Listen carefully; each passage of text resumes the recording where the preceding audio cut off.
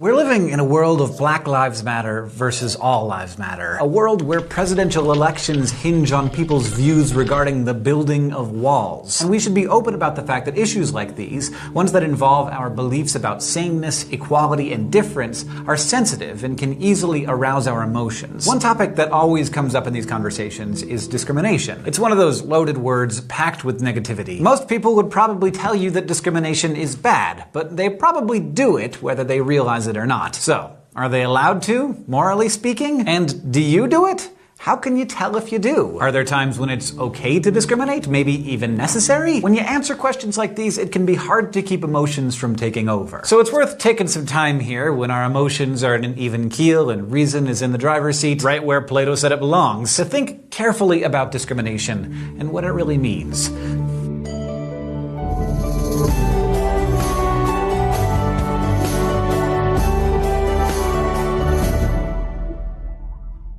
Morality demands that individuals' acts or states of affairs that are the same should be treated the same. But we don't always do that. Discrimination is the favoring of one group or member of a group over another group or other member of it in the absence of any morally relevant differences. Morally relevant differences are things that would actually justify unequal treatment. Like if you work for an airline and you're hiring a pilot, you can favor a person with sight over a blind person because when the job is flying a plane, sight matters. You're not discriminating against a blind person because they're blind, but because they are literally unable to do the job. And someone who looks like me would be a fairly awful candidate to go undercover with like the Haitian mafia, which means skin color can matter, although very rarely. So there are cases where we can see clear justifications for favoring members of one group over another, and there are plenty of equally obvious cases where favoritism seems clearly unjustified. But what about the not so clear-cut cases? What if there really are reasons you might want to discriminate, but those reasons are relevant in one instance and not another? So let's look at some tough cases. Contemporary American philosopher Peter Singer offers the example of a restaurant owner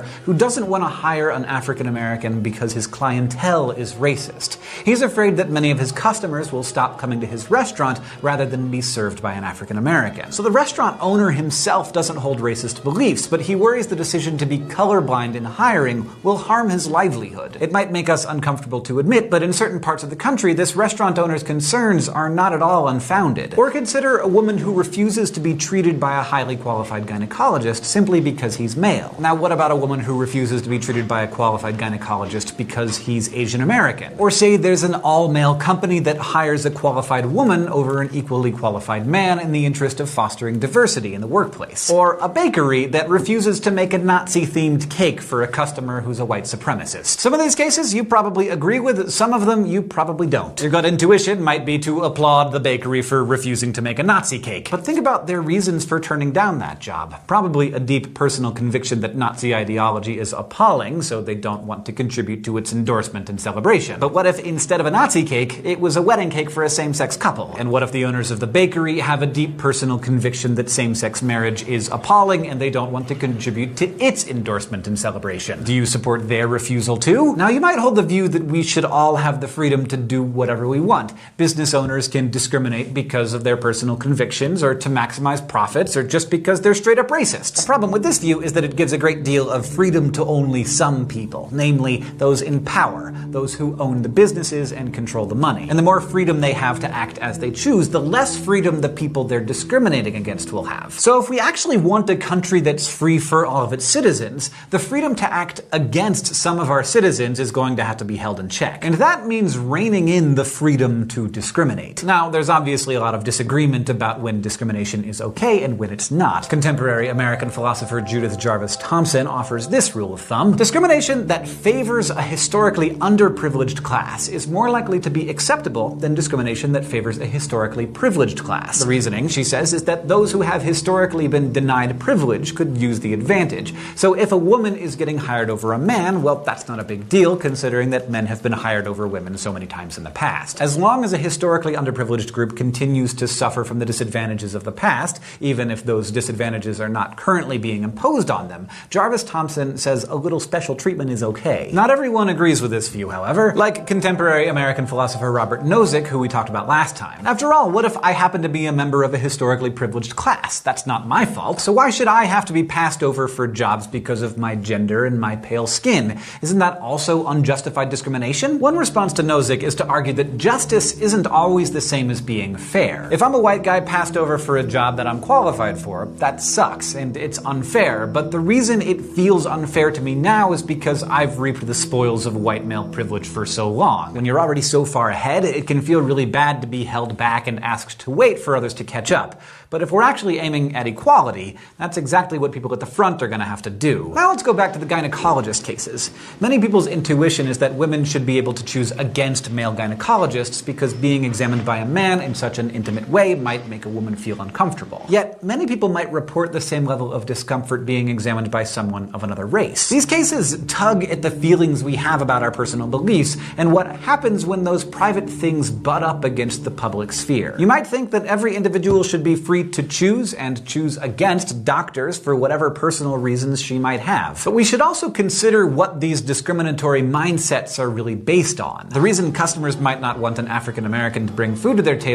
is the same reason that a patient might not want to be examined by an Asian American doctor: fear of the unknown. But we know intellectually that these fears are unfounded. Spend some time around people who are different from you in a way that makes you feel uncomfortable, and you realize that despite those differences, there are actually a lot more similarities than there are differences. So the restaurant owner from case number 1 could allow his patrons to decide who they'll be served by and not give the African American applicant the job. Or he can say, "This is my new employee, so if you want to eat here, you're gonna have to get over yourself and your racism." And this might cost him some business, but over time his customers will get over themselves and probably be a little more accepting of other races as well. Which is exactly what happened, by and large, when racial discrimination in hiring became illegal. It might seem unfair that a small business owner should have to take on that fight, though. Why is it his job to educate his racist clientele? Likewise, when it comes to discriminating against customers or job applicants. Is there a difference between a business being able to choose who they do or don't hire and who they do and don't serve? How do we balance this right, if it is one, against a person's right to be employed and served? One response is to say that people have a negative right to employment and to service. That is, people can't be stopped from obtaining those things. But that does not entail a corresponding right to this job or to be served at this business. Like, we don't all have a right to any particular job, and similarly, businesses don't have to serve everyone. You don't have a right to tickets to a sold-out concert, and if there's still a line at the ice cream stand when closing time rolls around, the business has a right to turn customers away. So it seems like it matters why you're being denied the job or service. Is there a morally relevant reason for the discrimination? Think back through the cases. After reflecting on what we've talked about today, has your response to any of those cases changed? And if so, why? It's an issue that deserves your thought. And if you share those thoughts in the comments, please do so as kindly and thoughtfully as possible. Today, we learned about discrimination. We talked through several hard cases and explored our responses to them. We considered the views that everyone should be free to discriminate if they want to, that it's never okay to discriminate in any case, or that discrimination should occur when it's done to advantage a historically underprivileged group. Next time, we're going to talk about our moral obligations regarding animals. Crash Course Philosophy is produced in association with PBS Digital Studios. You can head over to their channel to check out a playlist of the latest episodes from shows like PBS Game Show, The Good Stuff, and Gross Science. This episode of Crash Course was filmed in the Dr. Cheryl C. Kinney Crash Course studio with the help of all of these awesome people, and our equally fantastic graphics team is Thought Cafe.